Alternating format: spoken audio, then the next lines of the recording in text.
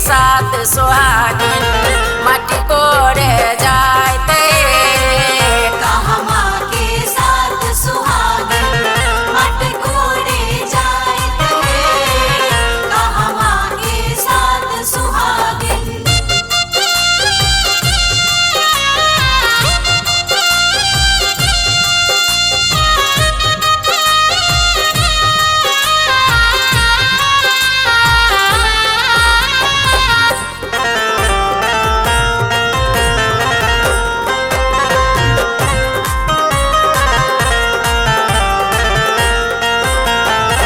जनकपुर के पियर मटिया सोन के गोदारे।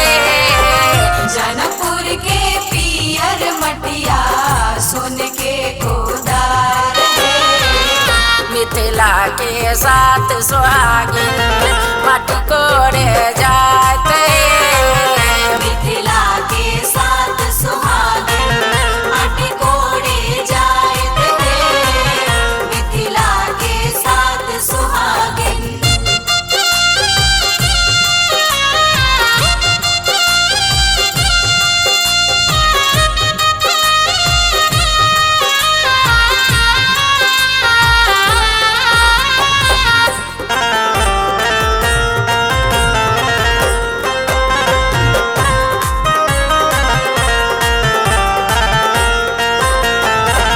माटी के करौनी बाबा किया देवे दान। माटी के कोड़वनी अम्मा किया दे वरदान। तबे हम कोड़बा पियर मटिया हे। तब हम कोड़बा पियर मटिया हे। तब हम कोड़बा।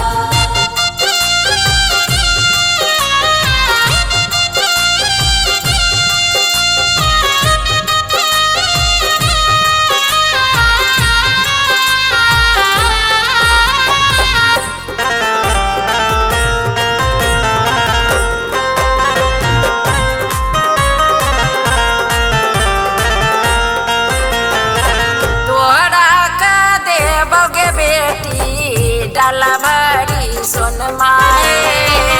तोहरा का देवग बेटी डाला भारी सोनमा है।